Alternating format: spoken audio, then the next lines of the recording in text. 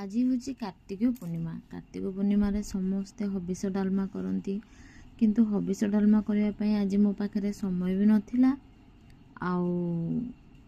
कौन कहबी,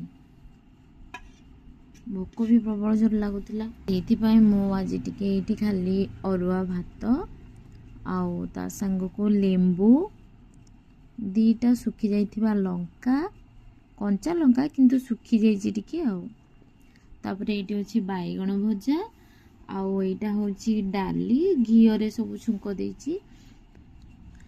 हबिष डाली नहीं किंतु ये बहुत टेस्टी।